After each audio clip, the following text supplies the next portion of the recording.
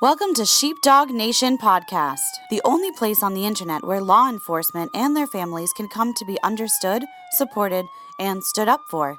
Here's your host, the always entertaining, down-to-earth, yet in-your-face truth speaker and Leo herself, Autumn Schmidt. What is up, Sheepdog Nation? Welcome to another episode of Sheepdog Nation with your host, me, Autumn. I'm really excited to be here. We're going to be talking about today is we're going to be talking about what it is like to be in the academy as an officer. Now, some of you listening to this, you've already gone through the academy, but a lot of you come to me who have never actually been in the academy, who want to be in the academy, and you have a lot of questions for me about what exactly it's like to be in the academy. And so I'm here to help you, navigate that and really make a decision, an educated one on if this is the career or not for you.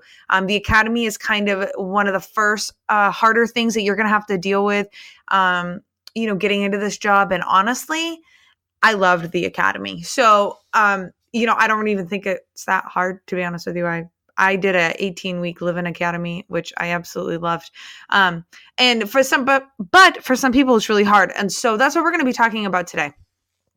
So let's just kind of dive on in. Like the number one question I'm always asked is like, Autumn, what's the academy like? And, of course I've got a lot of women who come to me and they're like, oh my goodness, holy cow, like, do you think I can do it, Autumn? I'm just a girl. And maybe before they decided they wanted to be cops, maybe they're a little bit more on the girly girl side. They've never really done anything, like this. And they want to know, can they handle it? And here's the deal. Okay. I can't answer that question for you. I saw a lot of shit inside of the police academy. I saw a lot of people break. I saw, a lot of girls bawl their eyes out. I saw some guys get really sick. A buddy of mine, he got so stressed out. He ended up having to go to the hospital one night because he had an ulcer. The stress of the academy affects everybody completely different. We had some people, especially, people who've been in the military and stuff, they would roll their eyes at it because they're like, yeah, I've been through this. Like, this is nothing. Like, don't worry about it. Because once you develop the proper mindset that it's truly just a game, then you'll survive it. But here's the thing. I'm going to kind of go on a bit of a rant because I'm challenging you. What if, to look at things this way, okay? So what if this whole, career is just a game? What if it's just a fucking game, right? If we look at the academy and we're like, okay, it's just a game, put your head down, say yes, sir, no, ma'am, yes, ma'am, you know what I mean? Shine your boots, press your uniforms, get your shit together. But, that's the game there. So we know how to play that game. And then we know the game of FTO where it's pretty much the same thing, but it's really pull your head out of your ass as fast as you possibly can and get your shit together and, try to be a good cop, right? So there's that game. And get off FTO as fast as you can, right? Because that's what we all want. Get the fuck off FTO. We want our own cruisers. And then so what's the game when we're cops, right? What is the game? Is the game to survive? Is the game to be the best, to make the most arrests, to get the most drunk drivers off the road, to do the most drug interdictions, to be canine handler, be on the TAC team, be a detective, to be the chief, the colonel? What is the game? And here's the deal, you guys. If you can identify that it's all one big game, and you can understand that it can be taken a lot more lightly than what you may be thinking about taking it, right? So if you're new to the job, or if you're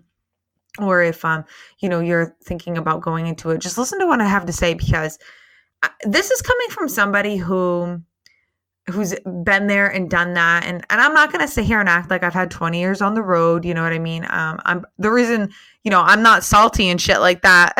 So, it's probably good that I haven't had 20 years on the road, because this podcast would probably be a hell of a lot different. Right. But, I just think that, taking a step back, looking at my husband, who is, very successful in the state police, and, being surrounded by law enforcement friends, and, really reflecting on my own career, as well as like, I take on coaching clients. So I coach law enforcement officers, I do a lot of life coaching with them. And so, taking a look at that, we all tend to take this so fucking seriously. Now, listen, it's not about, like, I'm not asking you to not shine your shit, that, and not fucking be squared away. I'm not asking you that. I'm not asking you not to, work out, and I'm not asking you not to, train to save your life, and I'm not asking you not to train to have a damn good mindset. Like, do not like misconstrue what I'm telling you, but maybe you can just look at it like it's just a fucking game, and the way that you're going to survive this job, this life, is to win the game and figure out your strategy for the game. That's exactly how it is in the academy. The academy is what you make of it, truly. You need to be prepared to, get told basically that you're nothing. And you need to be prepared to be told when you can shit, when you can shower, when you can eat. You need to be prepared to get smoked. You need to go in there and be in great shape. You need to be prepared to learn. You need to have an open mind. Like that's huge. The open-mindedness is huge. And I think that, don't take this the wrong way, but I think a lot of us type A people, we tend not to be as open-minded as more passive people. And obviously we are what makes us successful in law enforcement, being type A, somebody who can step up and handle a situation and who's a motivated go-getter. But at some point we become closed-minded, and cops are notorious for being fucking closed-minded as hell. So, at some point, like, you have to understand, like, that's how it is in the academy. And like, you just need to go in there ready to play the game. You need to go in there, be in shape, be a sponge, have fun, because honestly, it's the only time in your life you're ever going to be at that place with those people ever again. Doing the things that you're doing. It's sad because, like, I went through the academy and there were 60 cadets, and, multiple people, and look at myself, like, I'm not on the road full time anymore. I'm back part-time due to a back injury, but, a lot of them are out of law enforcement altogether. And honestly, that's the day and age, it is hard to be a cop. That's why we're here. Right. So I'm not taking that away from you at all. Or anybody who decided to get out of law enforcement, or if you're contemplating it, like, I just want you to know, like, I'm not shitting on you. I'm just saying it's sad that, we will never be able to all be in the same spot again as my academy, my 60 cadets. In 18 weeks, when you live together with, 59 other people for 18 weeks, like, you really get to know everybody, and like, you get to see people like function and do in high stress situations, and you get to see how they are, and you get to hear them talk about, their families and stuff like that. And you get to really know somebody for who they are, because you know what? By the end of the week, you're all pissed off at each other. You're fucking gross. You're smoked. You're starving. And so you get on each other's nerves, and you really get to see, like, how people handle stress and how people really communicate with one another. And I think that that's something, like, that's not taught in the academy, okay? But again, that's part of the game. If you can take a step back and be cognizant of that, and really, really, like, take a look at that, because that's going to teach you so much more than any fucking textbook's ever going to teach you. The academy definitely has its place, and I'm not shitting on any academy. In fact, I loved my academy. I loved it. I fucking cried when I had to leave, won't lie. I am that girl. Like, I did not want to leave. I just had so much fun there, and the camaraderie that was built was fucking fantastic. And I really felt like the brotherhood was thick, that's where it was. I was really thick in the academy. We didn't fuck each other over. I mean, was there people who, like, annoyed us? Yeah, of course there were annoying people. I mean, that's just how it is. Like, we aren't all going to get along. But again, I learned how to play that game early on, and I just didn't let those people bother me. And here's the deal, guys.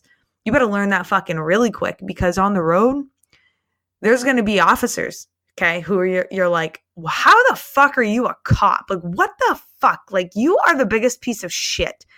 and unfortunately they slip through the cracks. And I think that unfortunately, we're not hiring people with the highest morals and stuff like that. We're at a point where we're hiring people to do the job because we need warm bodies. Like, that's it. Like, that's where we're at. And it is sad and it is, frustrating, but at the end of the day, like, it's really important for you to, listen to everything I'm saying, because like, I can sit here and tell you like what my day-to-days look like and stuff like that. And I can tell you, study and all this shit, but like, that, you're going in there to learn the laws, and you're going to go learn, you're going to take DT and you're going to fucking learn how to arrest people and blah, blah, and blah, blah, blah. But it's the stuff that like people don't talk to you about, stuff like this. That's what matters. It's learning, and understanding other people, because at least in my academy, we had every single law enforcement in my class from all across the state. So we had Marine Patrol, we had game wardens, we had state troopers, we had deputies, we had, city officers, and, in town and locals. And we had every law enforcement from every branch.